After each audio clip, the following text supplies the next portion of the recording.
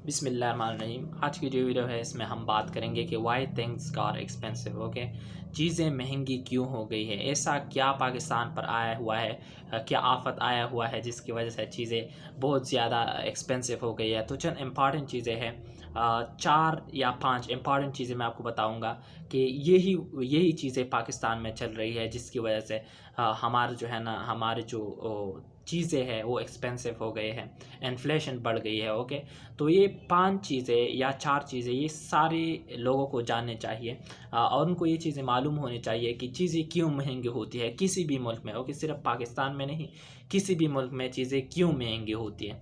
तो उसमें जो सबसे पहली चीज़ मैं आपको बताऊंगा ना, वो ये है कि हमारे जो करेंसी है ना वो डीवैल्यूड हो गई है। हमारी जो करेंसी है वो गिर गई है। वो कैसे गिर गई है कि आज का $1 वो 223 PKR या 224 इसके राउंड अबाउट है। ओके, तो ये कितनी डिवैल्यूड हो गई है ये आप अंदाज़ा लगाए, राइट।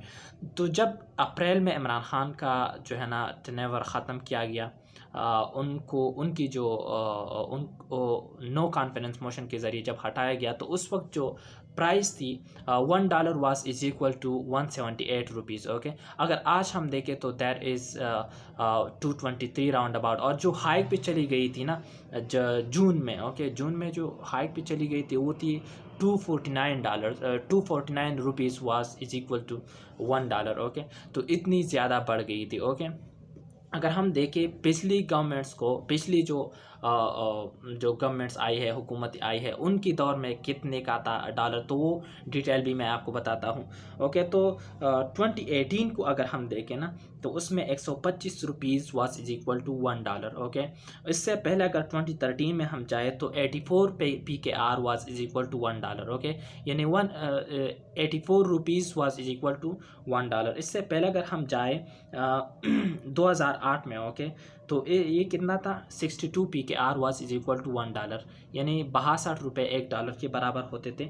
अगर हम 2000 में चले जाए, 2000 में जब मुशर्रफ का दौर चल रहा था, ओके, उनका कब्ज़ा चल रहा था, तो that was 37 PKR was is equal to $1। Okay, तो उस वक्त अगर हम देखें तो डॉलर बहुत ज़्यादा वो हमारी जो करेंसी थी वो इतनी डिवैल्यूड नहीं हो चुकी थी, ओके, जितनी आज है। ओके, तो मेन रीज़न चीज़ें क्यों एक्सपेंसिव होती है, अगर $1 का चीज़ आप इस दौर में ख़रीदे तो आपको कितने रुपए का पड़ता है, 223 रुपीज़ का। अगर आप वो वही चीज़ 2008 में या 2013 में ख़रीदे तो आपको 62 या फिर 84 रुपीज़ में आपको पड़ेगी। ओके, तो यही वजह है कि हमारी जो करेंसी है वो गिर गई है। तो इसी वजह से जो भी चीज़ हम ख़रीद रहे हैं वो बहुत ज़्यादा हमें महंगी पड़ती है। जो भी चीज़ हम एक्सपोर्ट करते हैं, गाड़ियाँ एक्सपोर्ट करते हैं, बहुत सी चीज़ें इंपोर्ट करते हैं, सॉरी, जब हम इंपोर्ट करते हैं तो वो हमारा जो कारोबार चल रहा होता है, हमारा जो ट्रेड चल रहा होता है दूसरे कंट्रीज़ के साथ, तो वो डॉलर्स में होता है। तो जब डॉलर ही महंगी है हमारे रुपए की बनिस्बत, तो फिर चीज़ें तो हमें महंगी लेनी पड़ेगी, राइट। तो ये एक वजह थी। दूसरी जो वजह है ना वो है terms and conditions of IMF। Okay, IMF जो है ना वो हमें जो इन्फ्लेशन है वो ख़त्म करने के लिए छोड़ती नहीं है। वजह क्या है कि हम IMF से कर्ज़ा लेते हैं। जब हम कर्ज़ा लेते हैं ना तो वो हमें चंद शराइत देते हैं कि भाई आपने ये करनी है और ये नहीं करनी है। और शराइत में जो सबसे पहली बात वो करते हैं कि वो कहते हैं कि भाई सब्सिडी ख़त्म कर दो। तो जब आप सब्सिडी ख़त्म करते हैं ना तो चीज़ें खुद ब खुद महंगी हो जाती है, इसमें कोई शक नहीं है। ओके, चीज़ें क्यों महंगी हो जाती, जब आप सब्सिडी ख़त्म करते हैं तो सब्सिडी को ख़त्म करना it causes inflation, right. Inflation, चीज़ें जो है ना वो महंगी हो जाती है। दूसरी जो बात करते हैं IMF वो ये करती है कि भाई टैक्सेस बढ़ाओ, मुख्तलिफ़ चीज़ों पर टैक्सेस लगाओ। तो जब आप टैक्सेस लगाएंगे उसके साथ साथ आप सब्सिडी भी ख़त्म करेंगे तो चीज़ें बहुत ज़्यादा महंगी हो जाती है। और ये आजकल जो हालात है ये वही चलती रही है, क्योंकि टैक्सेस बढ़ाए गए हैं, ओके, और इसके साथ साथ सब्सिडी भी आलमोस्ट ख़त्म की गई है ज़्यादातर चीज़ों से, राइट। तो ये वजह है कि चीज़ें एक्सपेंसिव हो जाती है। 2 रीज़न मैंने आपको बताए, उसमें सबसे पहले ये थी कि भाई हमारी जो करेंसी है ना वो डिवैल्यूड हो चुकी है। ओके, दूसरी जो बात है terms and conditions of IMF, या राइट, जब हम आईएमएफ से कुछ लेते हैं तो हम हमें टर्म्स एंड कंडीशंस देते हैं कि भाई आपने ये करनी है और ये नहीं करनी। तो ये दो वजूहात हो गए। इसके बाद इसके साथ साथ एक क्वेश्चन ये बनता है ना कि हम आईएमएफ के पास जाते क्यों है, रीजंस क्या है, हमारा क्या मसला है कि हम जाते हैं आईएमएफ के पास कि भाई हमें पैसे चाहिए, हमें लोन्स चाहिए। तो इसकी दो रीजंस हैं। एक तो ये है कि हमारे जो बजटरी प्रॉब्लम्स हैं ना वो चल रहे होते हैं, बजट भी हमने अनाउंस करना होता है हर ईयर में, तो इसके लिए हम लोन्स लेते हैं। इसके साथ साथ balance of dollar reserves, right, हमारे जो डॉलर्स हैं ना वो ख़त्म हो गए, ऑलमोस्ट एंड पे चले गए हैं, राइट, पाकिस्तान में। तो इसको बैलेंस करने के लिए ना हमें आईएमएफ के पास जाना पड़ता है। अब कैसे ख़त्म हो गए हमारे डॉलर्स?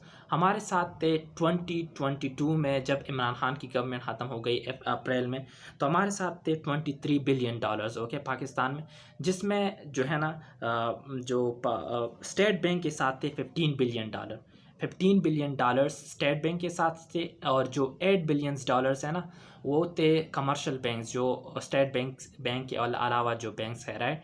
तो हमारे साथ टोटल कितने थे डॉलर्स? 23 billion dollars. अगर हम आज देखें तो हमारा जो खसारा है वो कितना हो गया है, हमारे पास डॉलर्स बिल्कुल ख़त्म हो गए। हर ख़त्म कैसे हो गए कि हमारे साथ सिर्फ 13 बिलियन डॉलर्स है, राइट।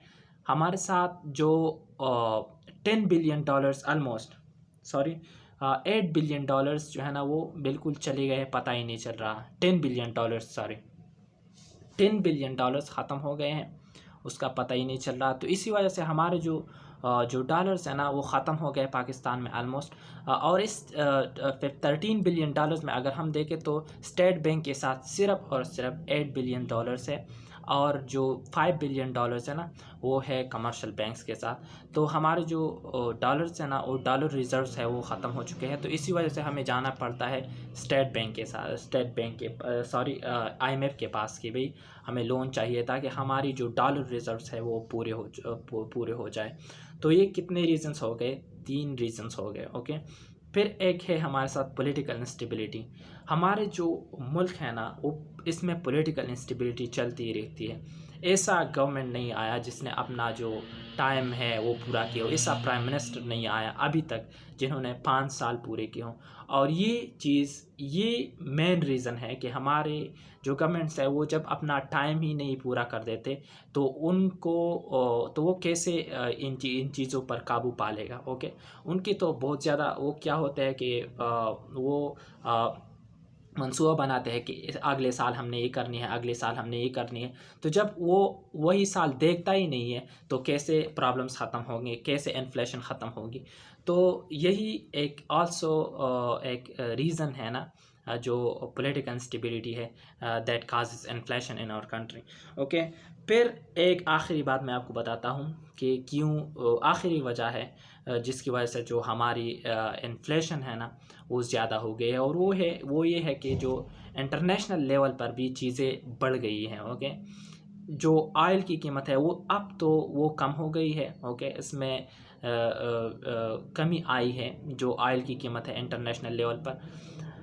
लेकिन जब अगर हम देखें अप्रैल में जब इमरान खान का दौर चल रहा था इससे पहले, तो उसमें कोविड के बाद बहुत ज़्यादा इंटरनेशनल हाइक चल रही थी। इंटरनेशनल सुपर साइकिल जो थी ना प्राइस की वो चल रही थी, और वो बहुत ज़्यादा बढ़ गई थी, पीक पर थी, जिसकी वजह से सारी दुनिया में, सिर्फ पाकिस्तान में नहीं, सारी दुनिया में इन्फ्लेशन जारी थी, ओके। तो this is also one of the reasons के चीज़ें जो इंटरनेशनल सतह है ना उस पर चीज़ें महंगी होती है, तो हमें ख़ुद बहुत यहाँ पे भी महंगी पड़ती है। अगर हम देखें सोने की कीमत को, तो सोने की कीमत ने 178 के रुपीज़ यानी 1,78,000 रुपये पर 1 तोला है। तो ये क्या है? ये इंटरनेशनल लेवल पर चीज़ें बढ़ गई है। वहाँ पे जब प्राइसेस बढ़ गए हैं ना तो यहाँ पे वही चीज़ें फिर हमें भी महंगी मिलती है। So this were few the important things जिसकी वजह से इन्फ्लेशन ज़्यादा है पाकिस्तान में।